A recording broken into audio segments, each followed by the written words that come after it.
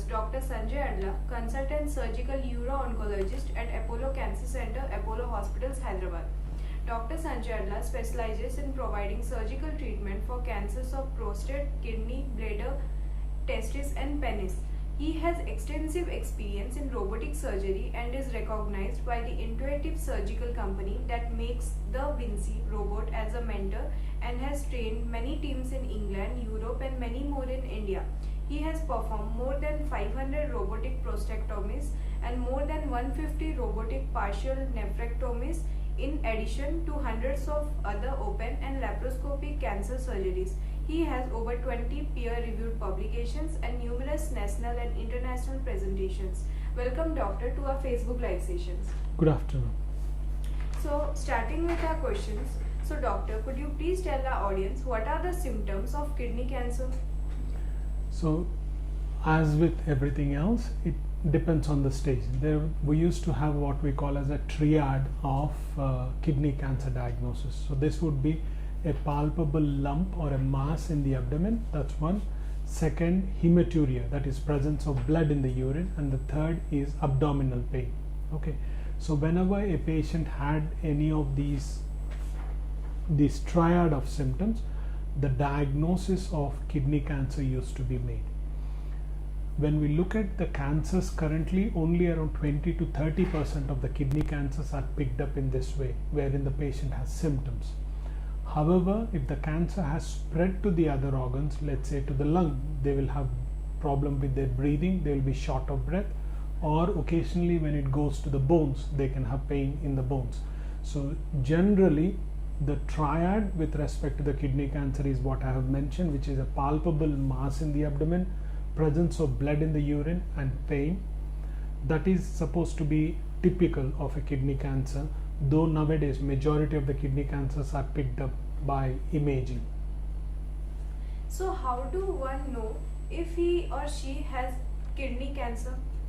So just continuation of what I was saying, earlier we used to diagnose all kidney cancers based on that triad, which is presence of blood in the urine, abdominal lump or a mass and pain, which currently accounts for only around 25%, especially in Western society it is even down to 15%.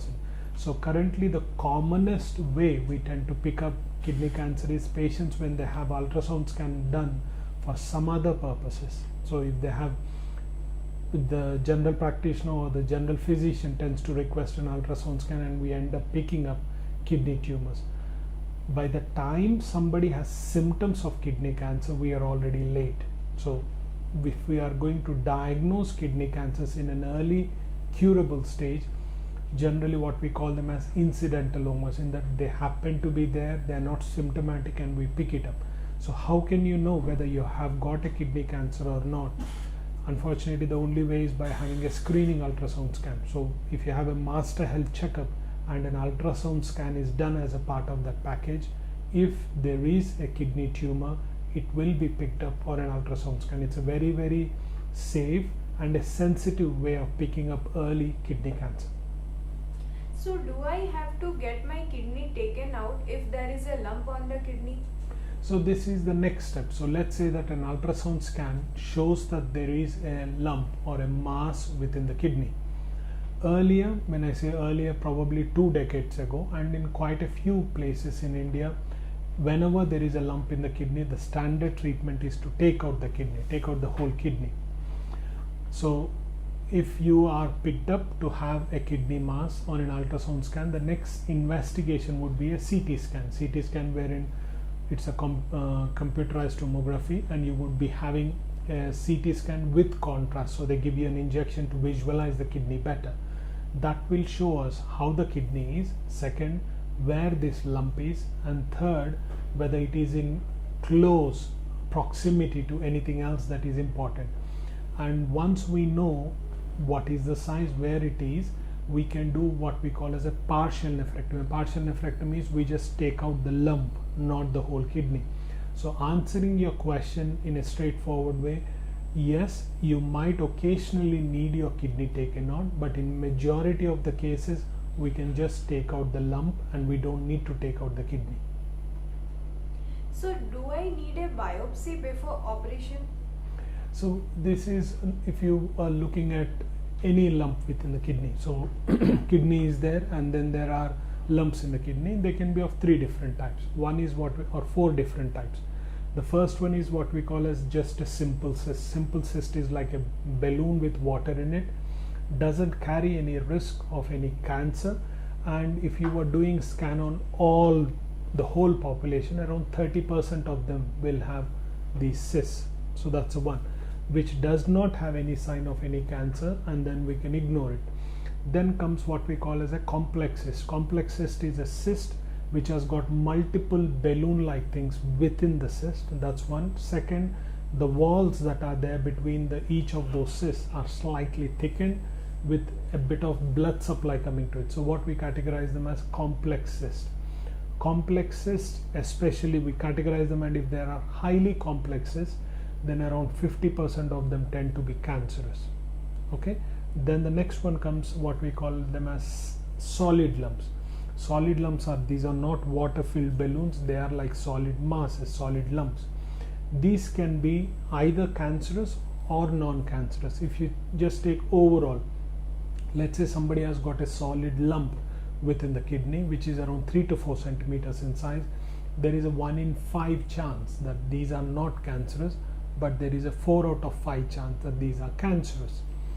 Coming to your specific question, do we do a biopsy of them? Firstly, the cysts we can't do biopsy because we'll rupture it. The complex cyst we don't do biopsies because again there is a risk that we might puncture it. Then if it is a cancer, so the only time we do a biopsy is in case if we need to differentiate between whether this is a non-cancerous lump or a cancerous lump. In this situation, we used to do a biopsy before. Nowadays, when I say nowadays, for the last almost 8 years, we have stopped doing biopsies of small kidney masses. The reason is with the advent of robotic surgery, wherein we can just take out those lumps, it is safer just to do a partial nephrectomy rather than doing a biopsy, because biopsy might not always diagnose a cancer, and there will always be a query whether we have missed a cancer on the biopsy. So that's the reason currently any lumps within the kidney that are due for a surgery, of course we do a biopsy. Let's say somebody comes with a big mass and the cancer has spread to the other organs, they will need a biopsy before we give them any chemotherapy. But anybody who is due for a surgical treatment, especially somebody who is due for a partial nephrectomy, we don't do a biopsy of them. So coming towards our next question, doctor, could you please brief our audience what are the advantages of robotic surgery? So for surgery as such has been there for almost 100 years. People were doing surgeries even probably for the last 200 years.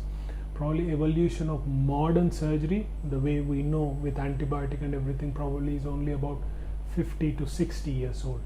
And for a majority of this time we were doing them as open operations. So you would have a big cut, my 2 hands, my assistant 2 arms have to go in and do the surgery. In the later part of the 20th century, so from 1990 or so, we have been starting to do keyhole surgery, which is a laparoscopic surgery. So rather than putting my hands, I was passing instruments into the abdomen and doing this operation. Then the evolution of robotics came in. Robotics are newer for the 21st century. We used to not, they were there, but they were not in extensive usage in the later part of the last century. So they are a recent phenomenon that they have been around for the last 20 to 22 years. So what is the advantage of the robotic surgery? Robotic surgery, if you think that the evolution has come in from open surgery to keyhole surgery to robotic assisted keyhole surgery. So in essence, it is a keyhole surgery. I pass an instrument into the abdomen, but the traditional keyhole surgery, every instrument was straight. So I could only operate it with something called as a chopstick, wherein Chinese people eat the noodles. So we were operating with something that was straight. We did not have any curvature to them. Whereas in life, we know that we never do anything with a straight hand. We always do with a bent hand, either reverse bent or bent hand. So this is what robotic surgery does. What it allows me is to insert an instrument into the patient's abdomen, and I have 4 arms when I'm operating. So not 1 or 2, I have 4 arms when I can do the surgery, and each instrument can replicate exactly the movement I have even better than what my movement is, because it takes away any tremor and I get a much better visualization. So there are quite a few advantages. I operate with a 12 times magnification. Any tremor is taken out. Third, I am operating while sitting, so the fatigue is less. And the fourth, there is an endorist movement, so any movement that I do is replicated by the robo. And fifth one, even more degree of movement is there compared to what my wrist does, so it is actually better than my wrist. And with these advantages, robotic surgery is different, and they are advantages because they allow me to do more precise surgery with lesser blood loss, less chances of cancer spillage, and earlier recovery for the patient. So when can I return back to normal activity after the surgery is done? So we do, as I said, if we were doing a partial nephrectomy, which is what we are talking about. Partial nephrectomy is you don't take out the kidney, you only take out any lump that is there within the kidney. So in this situation, how early can you go back and how early do you go back? Depends on which age group you are on and what is your day-to-day activity like. So if somebody who is a physical laborer, we tend to advise it might take about a month for them to go back to work, whereas if you are an office-based job, 2 to 3 weeks is when you can go back to those kind of jobs. If you are a homemaker, again 2 to 3 weeks. So because we are not making any big cuts, firstly you will only be in the hospital for 24 hours, you will start eating from the next day, and the recovery in all process, there is lesser pain relief that is required, quicker mobility, you are walking on the same day of the surgery if not the next day. That's why the recovery with respect to going back to work is much quicker. So do I need any further treatment after the surgery? So quite often I'm asked this question, is cancer curable? And the answer to that is yes, cancer is curable, and definitely so if we pick up the cancers in earlier stages. So stage 1 and 2, to an extent even stage 3 kidney cancers are curable cancers. What I mean by curable cancers is majority of them we only need one modality of treatment, which is you operate on them. If you have got only a lump within the kidney, you take out that lump. Occasionally we might need to take out the whole kidney, again you take out the whole kidney, but generally we don't tend to give any further treatment, or patients don't need any further treatment. Recently there has been a change in the trend in that we might consider giving medication, but the standard treatment is you do the surgery, patient is cured, patient will have a normal lifespan, patient will go back to work early. What the robot allows me to do is deliver this in a more predictable way. The recovery, the less trauma to the patient, the less blood loss to the patient allows them to go back to work quicker. So what is the follow-up after the surgery? As the answer would be depends on what is the stage of the cancer. So normally we are thinking of in a curative state. Normally we tend to do a CT scan 6 monthly in the initial stages. After that we do it on a yearly basis. So all the follow-up is based on some blood tests and CT scan, which we tend to do for the chest as well as where we have operated. Normally we used to have a more stricter or more stringent follow-up for partial nephrectomies, whereas nowadays we know that the recurrence chances are very small. We are talking of around 1 to 2%. So in that situation we don't tend to do that much of imaging following a partial nephrectomy compared to taking out the whole kidney. Just as a statement I would like to make, whatever the chances of cure you get by removing the whole kidney, the same chances are there if we just take out the lump. So it isn't, we are not compromising on the cancer cure by just taking out the lump. We are not compromising on the cancer cure by using robotic surgery or minimally invasive surgery. These are standard and well established methods of doing cancer treatment for kidney cancer patients. So coming towards our audience questions, so will I need any other test before we can decide on the treatment? So there are two elements to it. One is the cancer diagnosis and staging. So as I said, an ultrasound scan and then a CT scan depending on where it is. Normally we don't tend to use PET CT scan for kidney cancer. So that would be for the cancer diagnosis. Then the second element is we need to assess whether you are fit enough for the treatment, and the fitness is assessed by doing some general blood tests. Quite often you might need a 2D echo of the heart and ECG. These are done just to assess your fitness with respect to the surgery. So we assess the stage of the tumor, we assess your fitness, and most often that's what is required for us to plan the surgery. So does kidney cancer spread fast? I can say any cancer, there is a risk to life, but kidney cancer, we know, we have studied hundreds of patients over many years and decades. Kidney cancers don't tend to, of course it depends on the stage. So let's say I give you a tumor that is around 3 centimeters in size, they grow 10% year on year. So if it is 3 centimeters now, we do a CT scan in a year's time, it will be 3.3 centimeters. The year down the line, it might be 4 centimeters. So they grow slowly, around 10% year on year. And second, the chance of these cancers spreading elsewhere are again small. We are talking of less than 4% chance of these cancers spreading elsewhere. So straightforward answer, there will always be exceptions, but generally the kidney cancers don't tend to spread that very fast. So what is the most common cause of kidney cancers? I would be a billionaire if I knew exactly the cause of kidney cancer, but there are general risk factors. So what we tend to say is that if you are a smoker, that's one risk factor. If you are obese, so there is quite a lot of fat in and around your waist, that does increase the risk of kidney cancer. Then the third one is anybody who is on antihypertensives has been noted to have increased kidney cancer. So the last one, which is the most important one, is anybody who has had kidney cancer when they are less than 40 years. We know that there is a high probability that this is genetic, in that you have inherited from either your mother or your dad. And if someone has more than one tumor diagnosed at the outset, again we know that this can be more chances of it being inherited.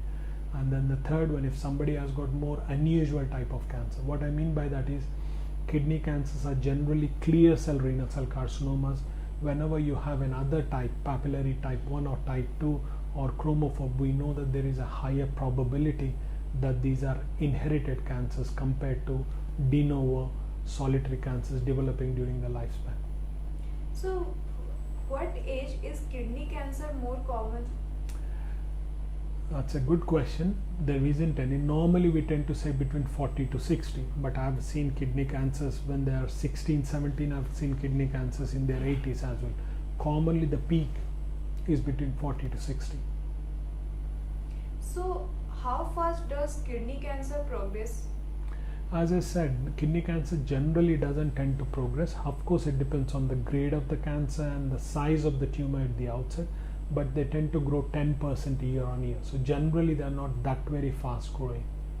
So what will we do if the treatment doesn't work or if the cancer recurs? So firstly, if we are talking of a localized kidney cancer, almost 90-95% the treatment will work, which is surgery will work, will be able to take out the tumor.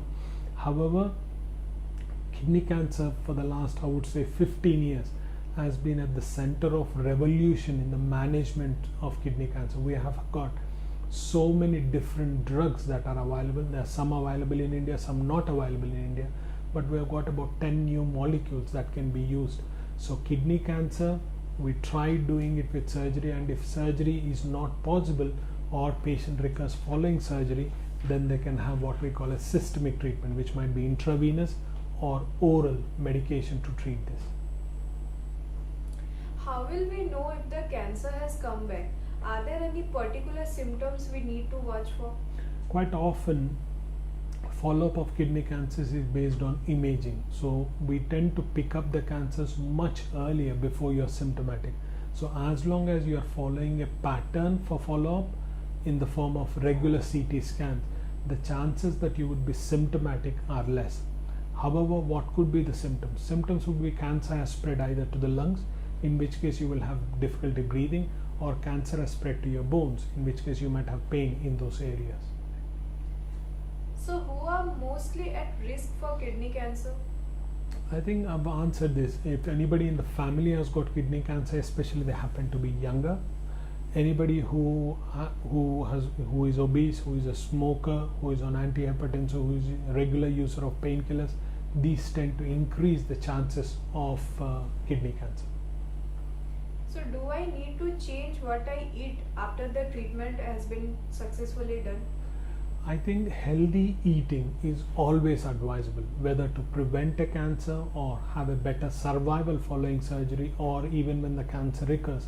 Having a healthy, balanced diet as well as regular exercise is of paramount importance in any surgery, leave alone cancer treatment. So how might this treatment affect my daily activities? Can I still work full time? If you think of it, lots of people donate their kidneys either to a relative or an unknown person, but they do donate their kidneys and they have normal lifespan. And actually, when you look at the long term 30-40 years data, if you take an example of somebody who has donated their kidneys and age match them to somebody who has got both their kidneys, actually survival among the people who have donated their kidneys is longer. That doesn't mean that when you take out your kidney the survival is longer. What it means is these patients who are aware that losing a kidney doesn't shorten their lifespan, and they are more knowledgeable people, they are more healthy people. That's why they have volunteered to donate their kidneys. So long term it would not have any impact on you. You can always function normally without any impact on your physical activity or your food habits, even if you have one kidney. So coming towards our last question, Doctor, could you please tell our audience about the facilities provided at Apollo Cancer Center, Jubilee Hills, Hyderabad? So at Apollo Cancer Center is it is the oldest cancer institute where we have got integrated. If you look at the pre-operative workout, we got every investigation that is required. We got an excellent histopathology department in-house. We have got the modern technology, let's say with respect to giving the radiotherapy if you need it, or surgery. We have got an XI system. XI is the most advanced robotic surgical platform that is available in the world. And not only just having the equipment, we have got surgeons who are not just urologists, who are not just robotic surgeons, but they are robotic uro-oncologists. So they are there just to specialize, and it's the same with respect to colorectal surgery or upper GI surgery or endocrine surgery. So we have got organ specific cancer surgeons to give you the treatment. Not only that, there is quite a lot of basic science research that goes on in Apollo Cancer Institute. So it is more of a holistic approach with respect to care for the patients. There is a significant investment that goes into buying the right equipment so that the right surgeon delivers the appropriate treatment to the correct patient. So dear viewers, we have come to the end of our session and hope we have covered all aspects. If you still have more doubts, you can book an appointment with Dr. Sanjai Addla and clarify your doubts. Thank you, Doctor, for educating our audience in today's session. Thank you very much. Thank you for joining us. Stay tuned for more such educative live sessions. Namaste.